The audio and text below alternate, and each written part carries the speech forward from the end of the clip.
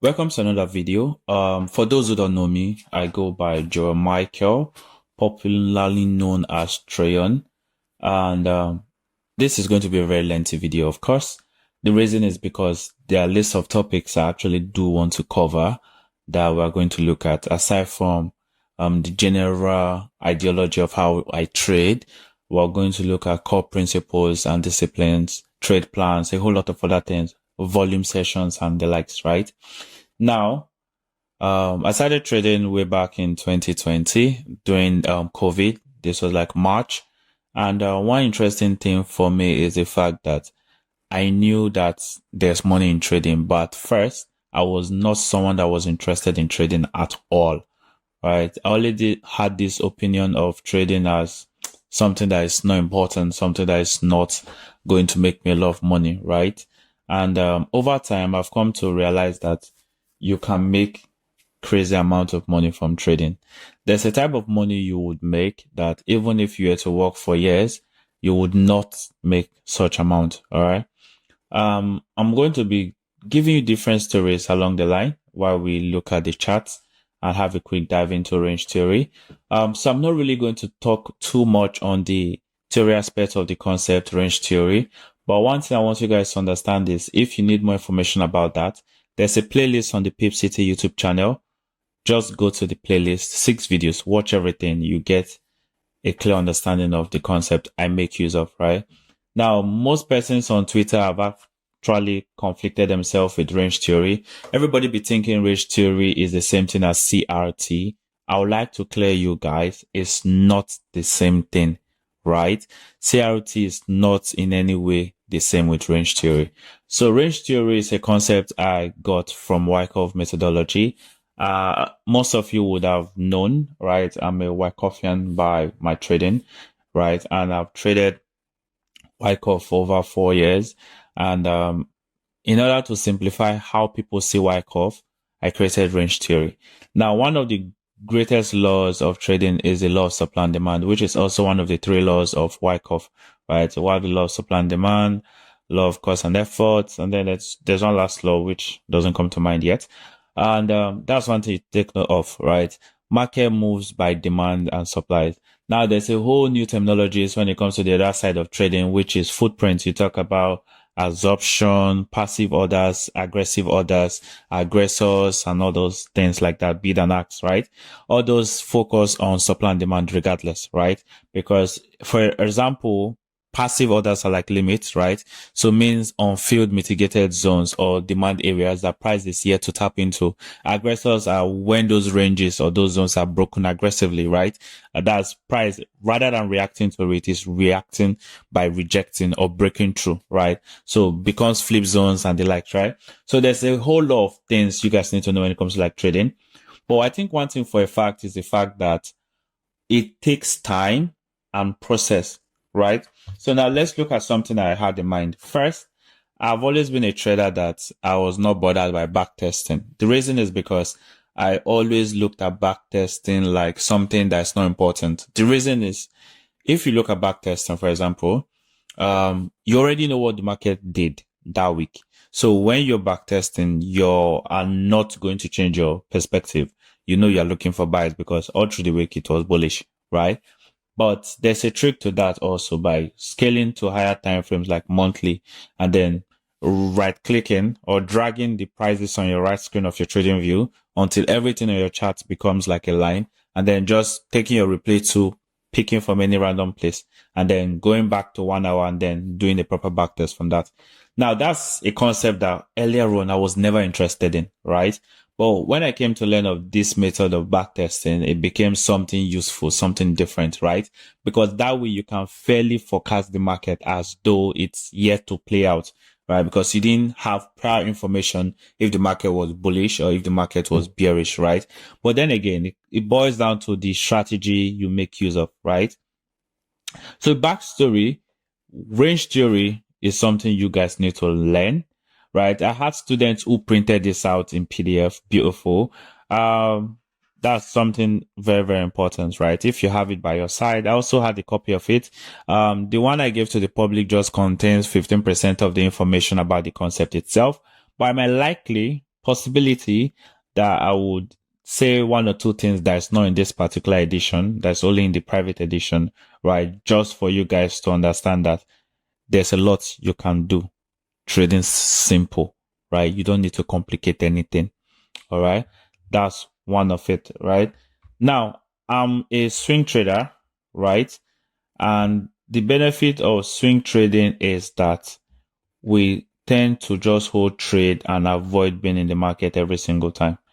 Now, but there are conditions whereby I day trade, conditions such as if I am trading a prop account, right? Like the challenge I'm currently doing on my other YouTube channel, Goat Seer, where I'm trading a 50K account. Now I'm able to show to the public how the process is trading, making profit, getting close to passing, failing, a whole lot of other things, right, that you need to get used to. Now, the reason is swing trading will give you peace of mind. I was telling some of the persons in my group today that it literally takes one trade to change your narrative, to change everything you have been hoping for. Just one good trade, right? And that's swing, because if you look at it logically, you can't do a lot day trading in terms of profitability, net profits by month, by quarter, by year. You're better off swinging than day trading. Now, you could make 20,000 today, lose it in the next 3-4 trades because you keep attempting to take buys or sells. Every position you want to buy, you want to sell. Let's go straight into the video today. We already talked about all this in the playlist, right? I'm just going to bring you to one part that's important: timing and time frame. Now, when it comes to trading, okay, one of the most important thing is time. Timing is important, right? So we have price, time, volume. These three things are the most important when it comes to trading the Forex market. Now, some of you might ask, how am I so sure? Why do I say so? Now, I'm going to be explaining. We have time. Let me just put that down. Price and the volume, right? Just these three. Let's go red, make it bold. This is how the market works, all right? I think it's only fair if all are in caps. Okay, there we go. Price, time, volume. When it comes to time, we'll talk about sessions, right? You have the popular ones: Asia session, London session, New York session, right? And you have Sydney session. These are the 4 sessions, the popular ones, because we also have Frankfurt session, right? Now we look at price. Price is, we could look at price from a quarterly perspective, right? We could look at price from a psychological perspective. We could look at price from what? A monthly perspective. Now, another thing that affects price in all of this is news, right? So news comes out. News is either going to push price up or push price down, right? I'm just giving like a basic view. Finally, volume. Who is in charge of the market? Sell against buy. Who buys more? Who sells more? Right? Simple ideology of what? Volume. Now, these 3 things determine what you need to do when it comes to trading. Myself, I prefer trading gold. You guys know me as Goat Seer, right? And gold is volatile during Sydney session and New York session, right? So these are the 2 times you'll catch me trading, most cases. Rare occasion, I would look at gold doing London, but I'm not expecting so much movement, right? Up until we get into New York or way back at night based on my time zone. I'm currently in UK and my time zone puts Sydney at night. But if I was in Australia, this would be like my normal 8 to 5, right? In Australia, that's the idea of sessions, right? Let me just clear all this. Okay, so I'm sure you guys understand what I'm saying.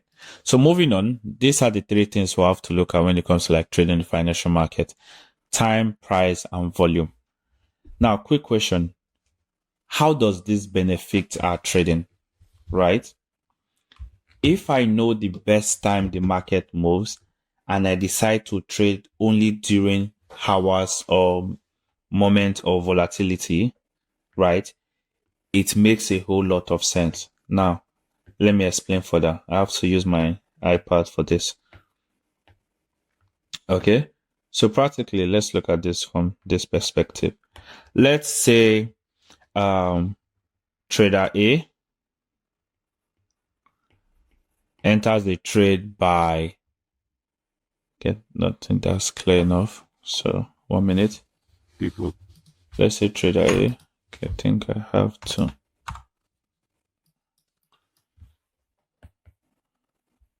Okay.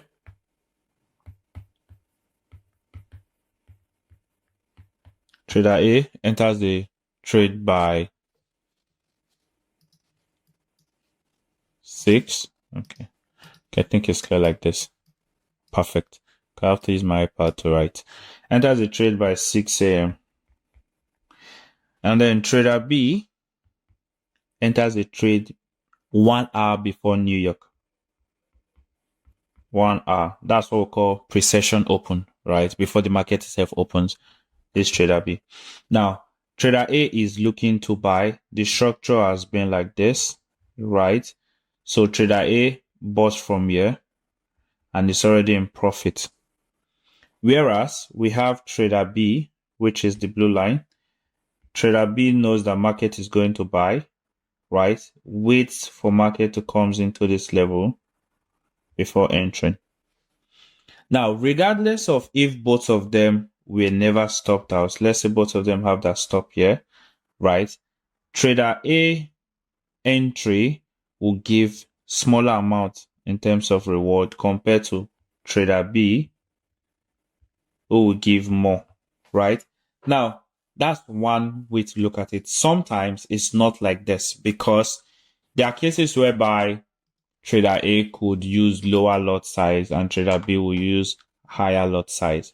Now, there's another thing where I tell people that you should never focus on the trade you are on. Focus on how much you're going to make and the risk you are putting. Now, let me explain further. Most time, people who trade gold tend to waste gold pip count, right? I'll see someone enter gold and is swinging almost, let's say 600 pips, right? 600 pips. Now, this trader is using just 0.1 lot size. To me, it's a waste of time and effort. The reason why I say so is because why should you be risking and making 600 pips and you're using 0.1 lot? You're not really going to make a lot, right? But someone else who doesn't want to swing, day trading, is targeting 50 pips, but the lot size is 5 lots. Now, this first trader will spend weeks holding. This other person barely hours. And then the profit margin is crazy, right? In terms of the profit the person who did 600 would make, and then the person who did just few hours would make. It tells you that trading is not just about how long you're holding that setup. It's more of what's your risk, what's your reward, right? So another thing is you can't use the fact that someone is doing it for you to go do it because you are not sitting on the same capital, right? That's one thing that most traders also don't know. So now back to time frame. We're going to look at range theory. Why range theory is quite interesting. The practical way of trading supply and demand, as we would call it, is we want to see price just drop, create a demand, push up. Everybody wants to buy when markets come back. Then they look for that buys here, right? They just take the buy there. Simple. But another thing I've noticed is we can get the better entry from understanding how this demand was created. Once we have understanding of how that demand was created, what price had to do to create this demand, right? It's easier for us then to look for a unique entry and then use that as our entry point. Now, most ICT guys will say, oh, those are other blocks and the likes, but that's not how I trade. That's not the focus, right? And some will say they want to use breaker blocks. Some will say they want to use fair value gap. All this stuff might work, but you have to understand the deep roots, right, in price itself, which is the most important thing. Now, we have just 4 rules when it comes to understanding range theory, right? The first rule, few candles must be created, right? Few candles. Let me just write that down. Few candles. The second rule, momentum. Okay. The third rule, we have the type of range itself. Is it type? Is it flip? Right? Recently I focused more on type than flips.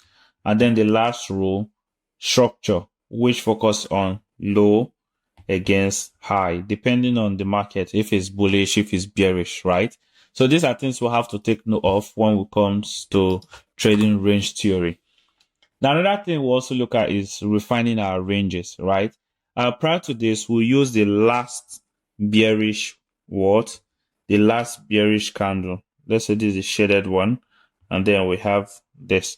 So normally we would want to do this and then wait for price to push back to the upside, right? But now it's not just focused on the last bearish candle. Like I said, I was going to give you guys a bit of secret from the private PDF, right, of the range theory. We'll also look at that very soon. Okay, so going back to things I have to cover in this video, let's look at supply and demand, right? Supply and demand, we have 2 types. We have the reversal, and we have the what? Continuation. All right, we have reversal, we have continuation, right? These are like the 2 type of supply and demand, right?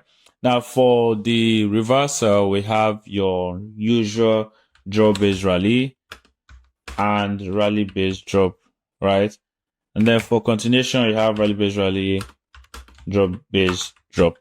Now, in as much as this is simple, most persons don't understand that you can use this information in itself to make a whole lot of money, right? When I mean a whole lot, I mean a whole lot of money, right? But then you have to understand direction of market itself. Now, let me give you another example. If market creates a drop-based rally, I need to find out the information on how this base is likely to be reacted from. Now, there are cases whereby if market itself is very bearish, and then we see something like that happen, and then we expect price to buy from here, is depending on how price created that demand in itself before I would know for a fact that price will react from there. All right. Otherwise, I would not know that price will react from there.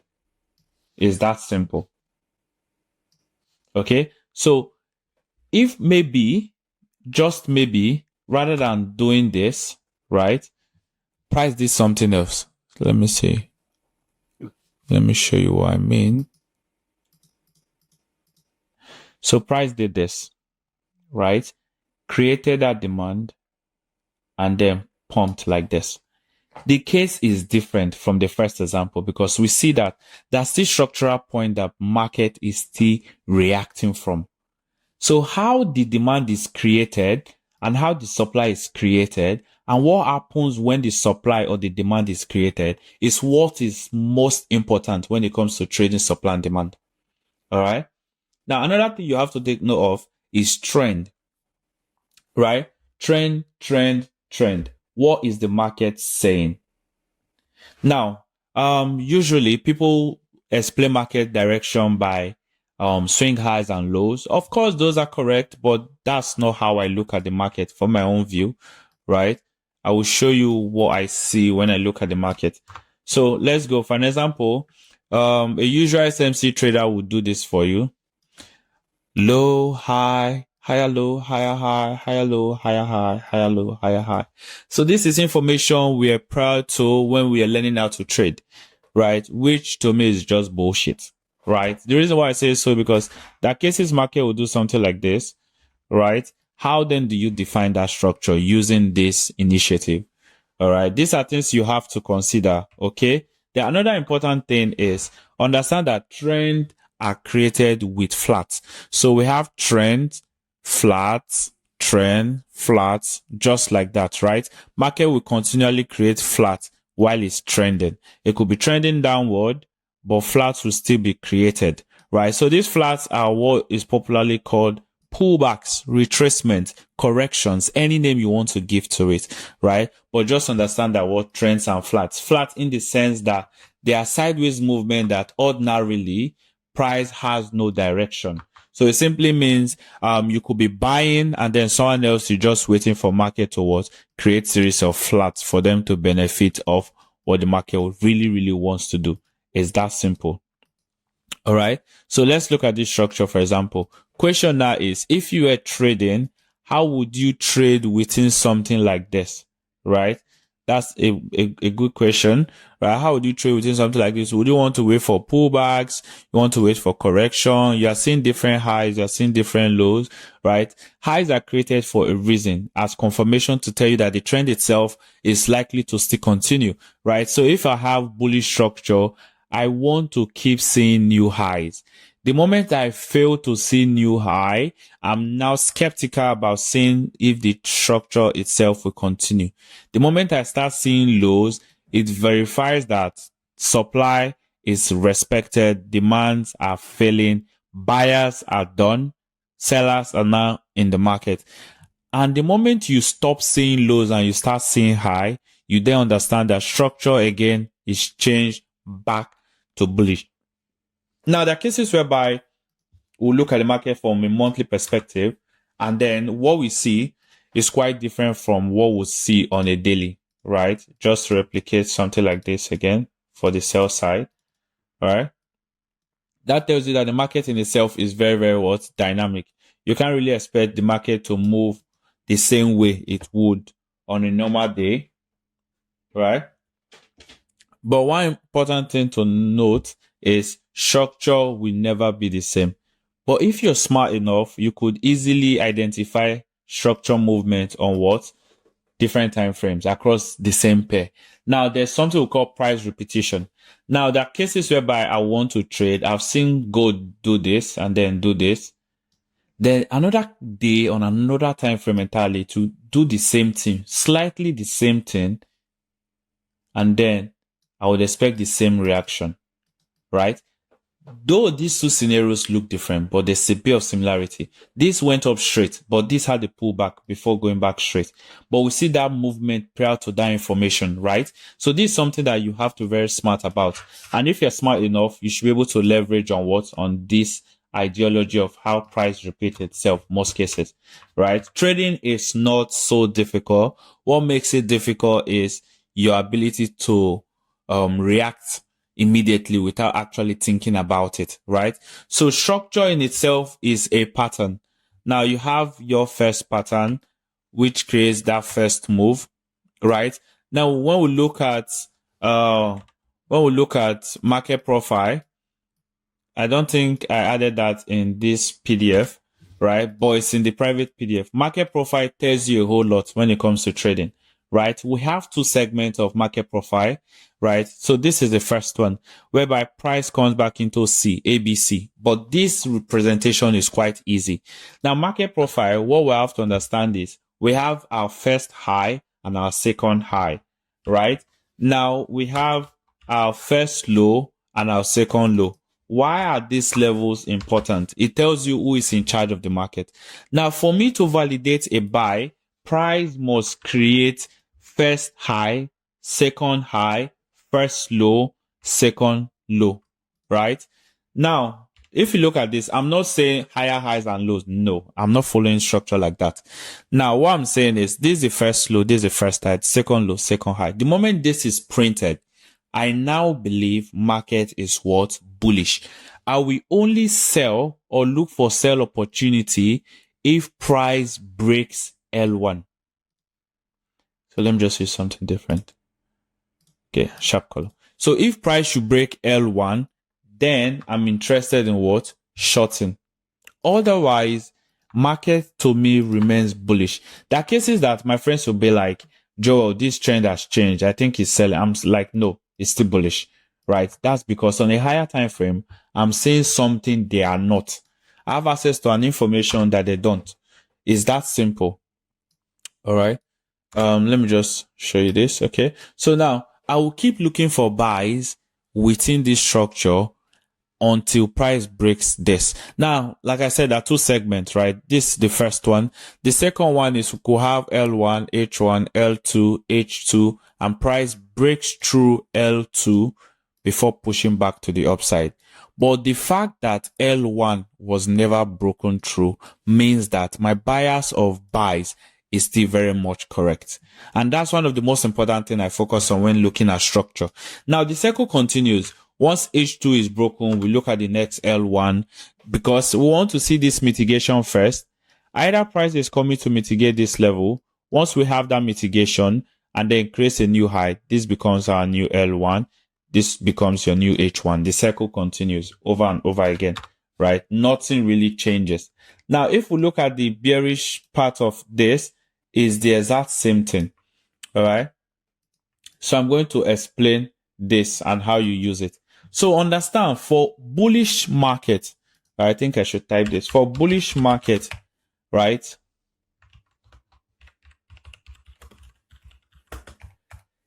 L1 must produce H1. H1 must produce L2.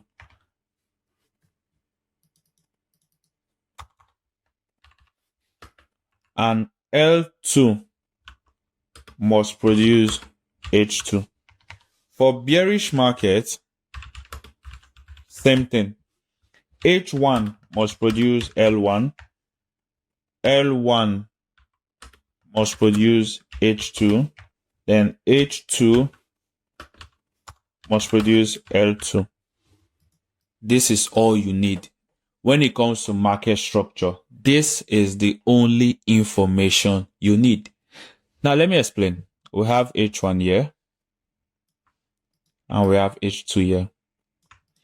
So, like I said, until price breaks H1, market is still what? Bearish. I'm not going to look for buys until H1 is what? Broken through. All right. Very simple. If H1 is not broken, I'm not looking for buys. Now, the reason is because price tends to create these moves, right? React from it, go down. Whereas if you look at market and price fails and then you're like, oh, it took out this high, so market has failed, but then not knowing that price is likely to react from here, it means you are not informed. This is the first segment. Second segment is H1 is created, H2 is created, L2 is created, H2 is taken off, and the market dumps, right? This is just price coming to extreme points. Now, I use this a lot. I do say this. I use this a lot. Extreme entries. And most times I prefer extreme zones than random areas of price, right? That's very, very important. Very, very important. Now, another thing I want us to take note of is when it comes to trading, your risk to reward is very important. Now, the reason for this is there are cases whereby if you're risking 3R, which is the best RR ever, right, you are more likely to be profitable than someone doing 10R and they're not consistent. So what I mean is in 10 trades, only one hits. So 9 losses, 1 win. That 1 win recovers 9 losses. So you're left to 1%. But someone with 3R out of 10, and then let's say worst case, you're losing 7, right? And you're making 3. 3 is 3 trades times 3. That's if you risk 1, you make 3%. That's 9%. You're still 2% up, right? So it still boils down to your strategy in itself and then your risk to reward ratio. Because risk to reward is very, very, very, very important. So this is just how supply and demand works, right? We've looked at one aspect. Now, New York session, London session, Sydney session, Asian session, right? Let's look at timing. It's important you pick pairs that are volatile during each section. Let's say, for example, I trade gold. I prefer to trade it between these two sessions, right? Because of volatility. If I was trading pound, of course, I should be trading pound during London. If I'm trading JPYs, it could be AUD JPY, it could be GBP JPY, right? I can trade them during this time zone because market is going to be volatile. It could be AUD also, AUD USD, because Australian session, AUD pairs are also volatile. So if you're looking at night trading, this set of pairs, JPYs with AU, would match, right? That's because it is a very volatile period in the market for those kind of pairs. But when you see someone who is trading Euro USD, trading EU during sitting session, it makes me wonder if the person is a bit informed. All right. So it's important to understand that trading will take your time, your energy, and the only way you can attain profitability and consistency is if you are able to keep track of what you're doing and doing the right thing, right? Learning, good. Learning the right thing, the most important thing, right? That's the most important aspect of trading. Now let's look at the next topic. Let's focus on range.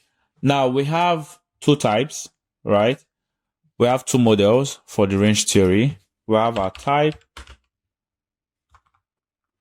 All right, we have our type and what? We have flip. Like I said, my favorite is still the type. Now for this, we have the type, which is in two categories also. We have type A, type B, right? Type A, type B. For flip, we have something like this. Rather than going up, dumps. So we see price coming back and then using this as flip. This is flip A. For flip B, we have something like this, right? And then what happened? So we had the previous supply that people would expect price to come to flip, and this is flip B, buys. Those are the two different categories, right? Now, like I said, there are four rules that govern this strategy. First, few candles in a range, right? We'll look at the practical aspect very soon. Few candles in a range. Next, momentum break. And the other one would be the type that was created. Is a flip model. And then we have the last one, the highs and lows, right? These are very, very important. Now, let's have a look at some pairs. Let's look at crypto. This is Bitcoin. So there was a unique trade I sent to my group. Now, when I send this trade, I'm sure everybody will be like, how did you even expect this to happen? Wow. I never saw it coming. Now, I sent them a trade. This is a trade, right? This was a trade. It was a 14-hour setup. Now, when I say sometimes, one trade can change a whole lot. I was being serious, right? Your trade entry is very, very important. Now, there's something we'll call mean threshold. I'm going to explain it now. So, with the new idea of range theory, we included what we call mean threshold, right? So, mean threshold is rather than taking trade from the exact entry, we take 50% of that. It reduces the amount we are risking, but not really, because if I'm risking 500 and I want to take from this stop, it's still the same 500 I will take if I'm taking from the middle. The only advantage I have is my lot size would increase, right? So if maybe my lot should be 7, becomes 14, right? That's one of the advantage of this way of trading, right? Mean threshold. Then entry is spot on. Now let's look at the range theory. A usual way of trading range theory from the public PDF is this. Using the last momentum, the last bear candle rather, that was created, right? The last bear candle that was created. Now, in this example, price did play out, okay? The reason why there was a new way of trading range theory in terms of entry is because of what? Missed opportunities. I've had trades go crazy, and then I missed that opportunity because I tried to like use the last bear candle and market failed to hold. This is about 19.4 hour. This was a beautiful trade. If we look at the reason behind this using our rules, it's valid. A range was created with few candles. There's momentum break. The last high before that, which was this, broke above, and then we see the high before the range itself broke above. And then this is a type B range because this is continuation. This is beautiful, but this is not how I took the trade, right? So what I did was I took this trade from 2 hours, right?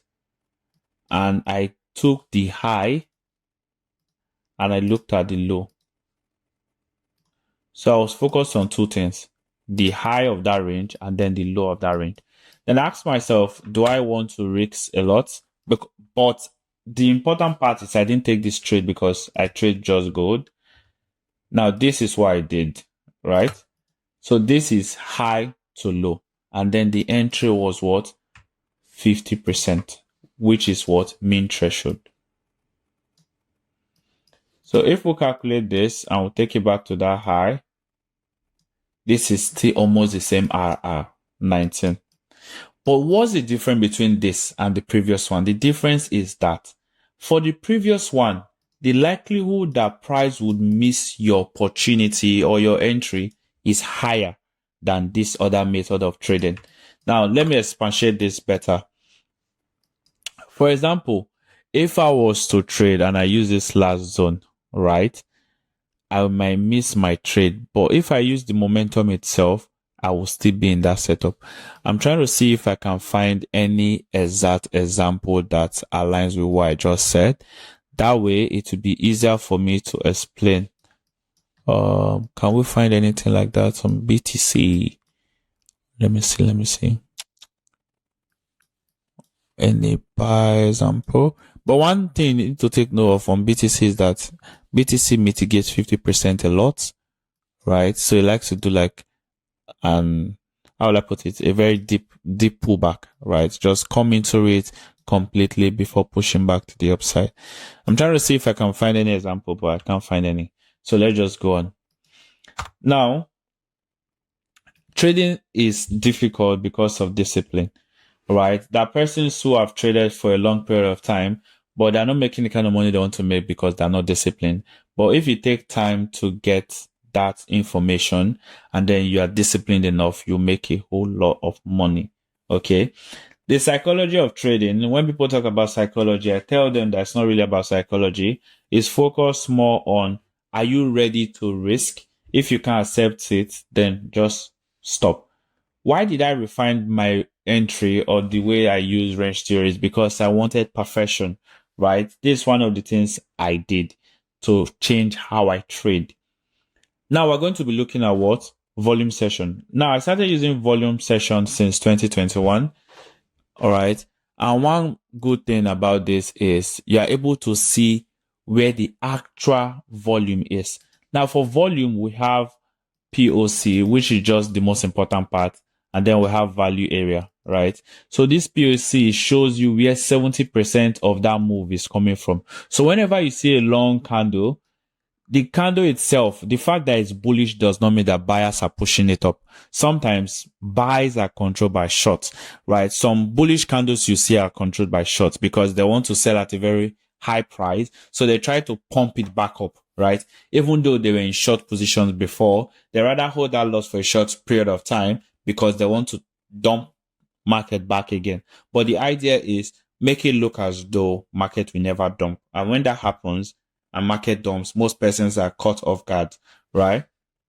That's one thing you need to take note of. So let's look at session.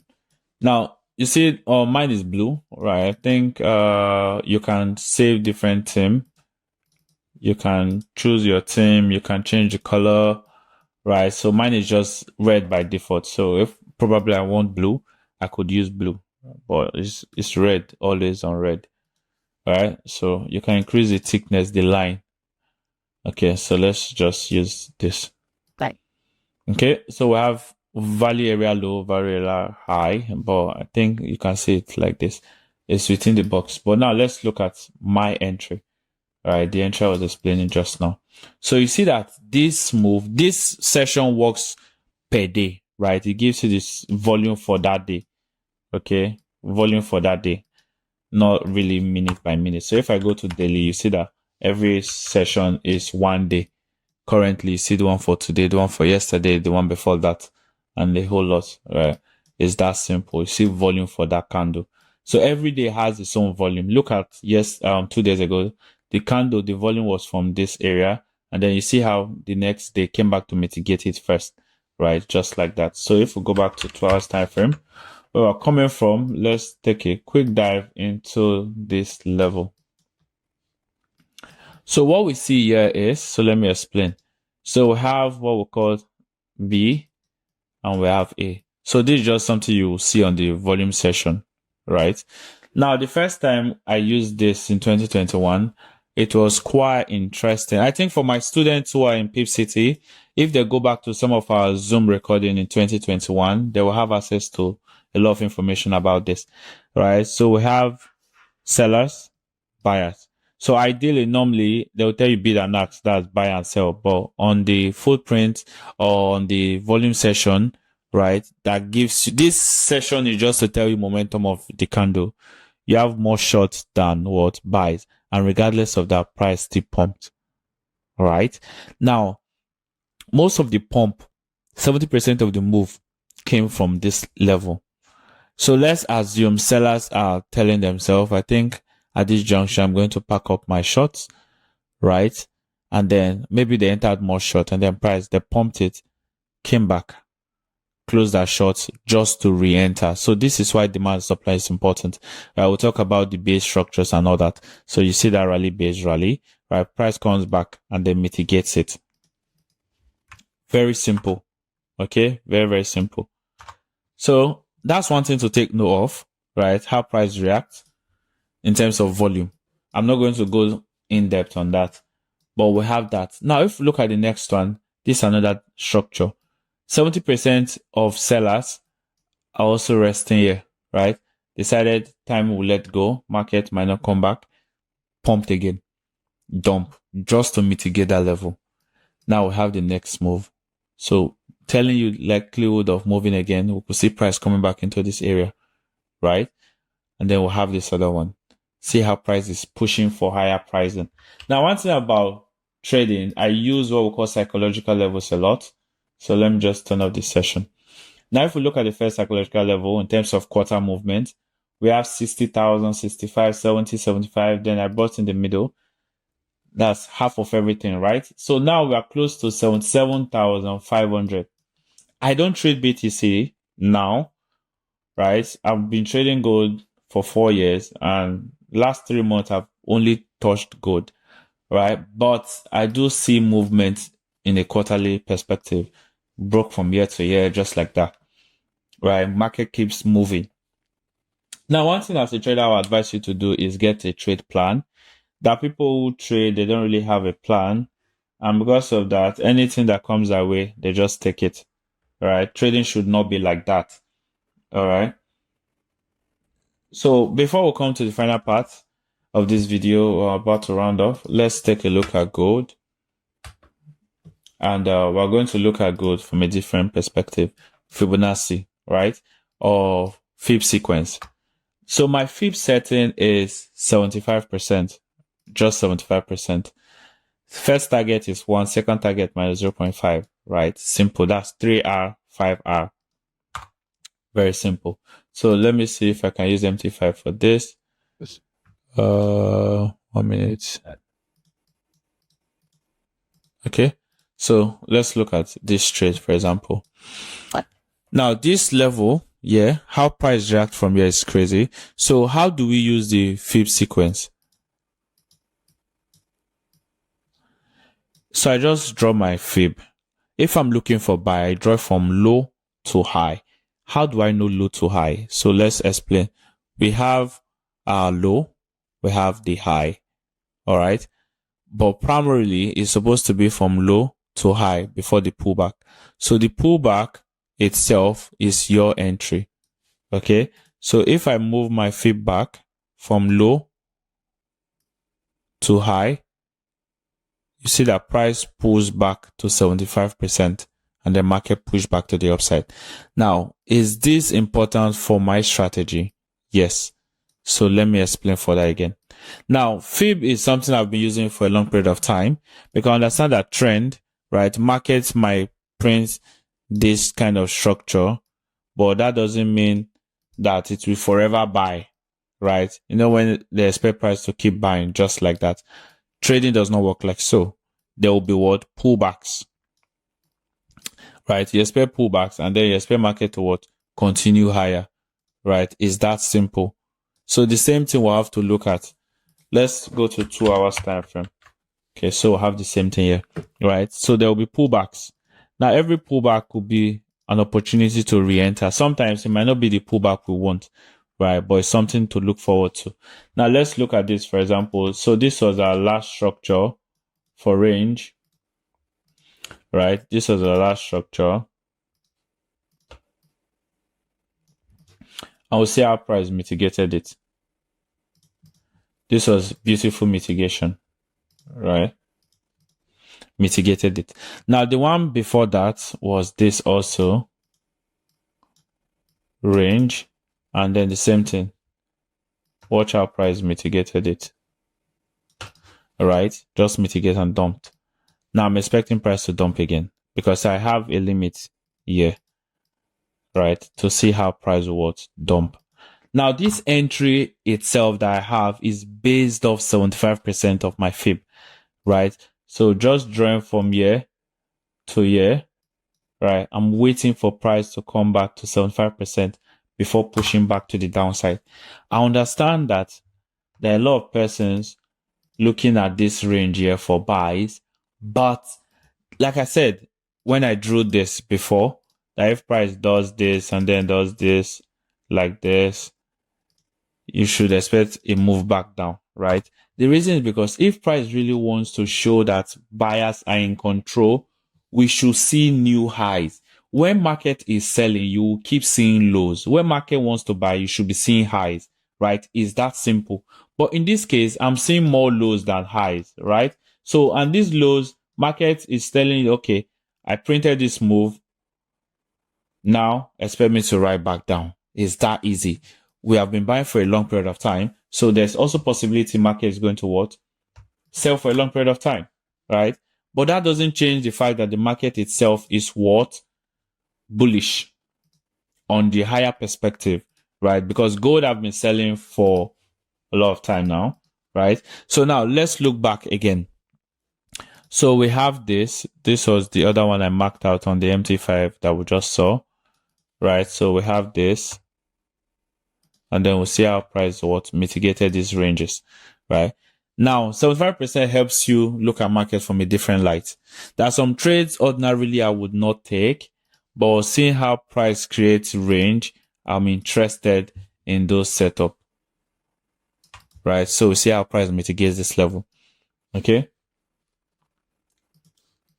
So I want us to take a look at fib, using fib as entry in one of the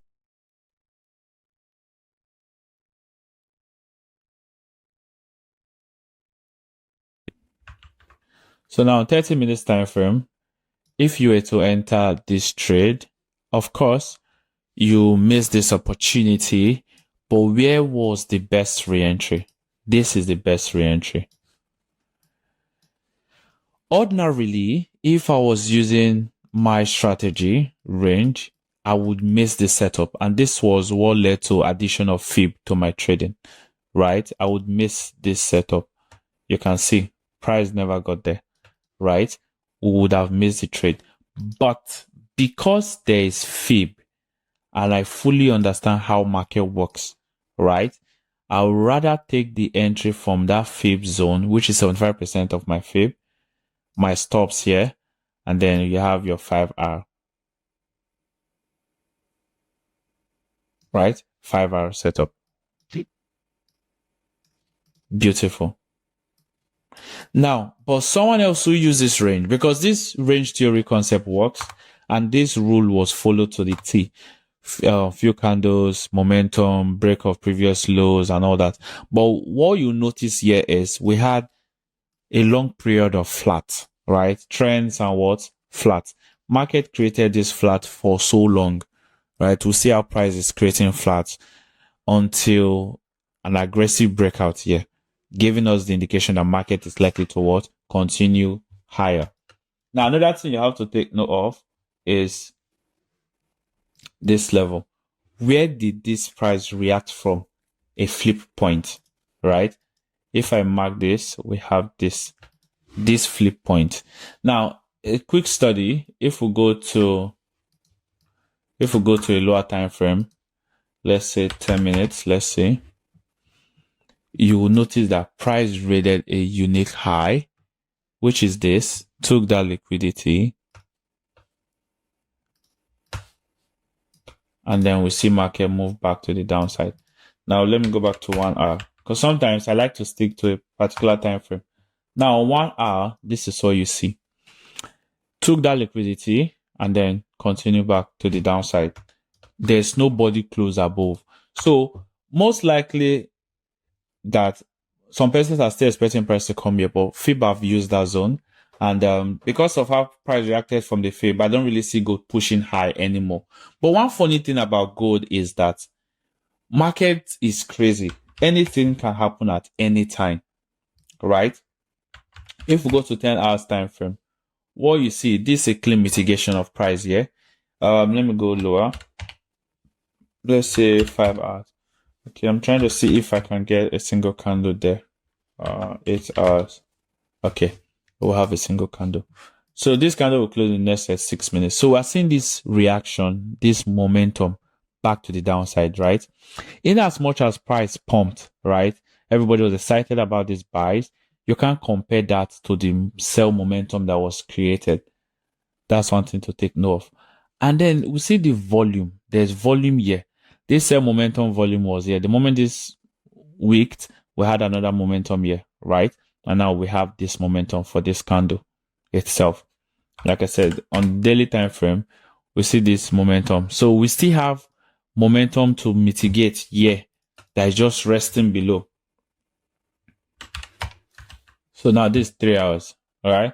So we see that price is likely to come here.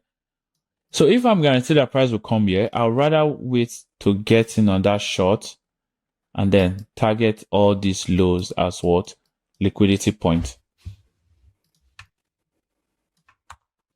Okay, that's one way to look at it. Another thing is, let me bring this indicator and I'll just show us our lows. Where is it? I think this is it.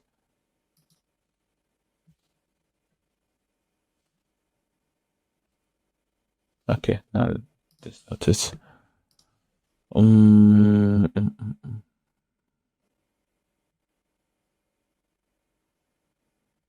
Did I take it off? No. Sometimes looking for something is quite annoying. Is it this? No. Anyways, there's a particular indicator I was looking for. There's a way it shows the highs and lows. So I was thinking it's the same thing. I'm guessing I deleted it from my favorites. But anyways, let's just go on. Probably I'll see it some other time. It shows you weekly liquidity and what do I call it? Monthly liquidity also, right? That's lows of that month, lows of that week, right?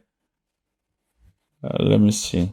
So I don't seem to remember the indicator, but it is what it is. So we've looked at this. I want us to take a quick look at something similar. And these examples will focus on integrating it at 75%. Now I want you guys to take note of something. There's some cases whereby price would react from 75% of the Fib, and then there are cases whereby price would react from the range itself.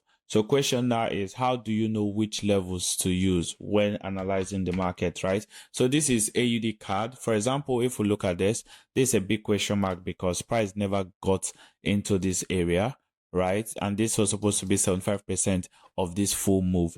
There are cases you would miss your entries, right? So we had this level marked out and price failed to come back into this area, okay? And then that's a mystery. Then market prints a new movement, right? But if we're looking at market profile, H1, L1, H2, L2, this becomes a valid level, and we see how price actually mitigated it and then delivered back to the downside, right? We see this clear movement back to the downside. Now the re-entry is quite interesting because we also look at this level that was created. We'll have a bit of slow movement in terms of price, a bit of flats that was created. So we had trend flat, then reversal, basically showing a rally based drop in this scenario. And we'll see how price comes back into it. But this time around, we are using the mean threshold as our entry. We'll see how price react to 50% of this zone. Of course, we're not just focused on the last candle itself, we're focused on the last impulsive candle and also the last momentum candle in terms of looking for buy momentum in the reversal of this movement, okay? And they'll see how price react to that, easily mitigating it. And then if we are drawn our fib from year to year, we also get our 75% of our fib. So if I'm just to show you this, you see that 75% was easily mitigated, right? Same thing here, we have 75%, but the entry also was taken from mean threshold. Completion before market later on reversed. The reversal occurred due to the fact that we had a zone here, a range that was created prior to that within this level. And now the reason why this should have reacted, because remember the trend on this time frame is quite bullish, right? Overall, in as much as we are getting in on some shorts, right, we don't want to ignore the fact that the actual trend is what, bullish. And that's exactly what we see happening here. We see our market taps into that level, right? Let me just take this off, taps into that range, and then what, buys back immediately, right? So we see that clear reaction from this area. Price easily mitigates our range and then delivers. So where's the first level price targeted? Targeted the liquidity point, which was this, and then we see this pullback. Now this pullback could be our next re-entry for buys, because I want to see how price would work, come back into 75% of the fib, and then we could get a 3-hour setup. Furthermore, if I actually do want to get like 5-hour, I would take my target a bit above, and that's a 5-hour setup, right? Beautiful. So we see our price is actually very close to like activating on the re-entry and then pushing back to the upside. Okay, there's something to take note of. And then another interesting thing is, if you're someone that trade with what do I call it, trend lines and the likes, you would have actually spotted this, marking out the fact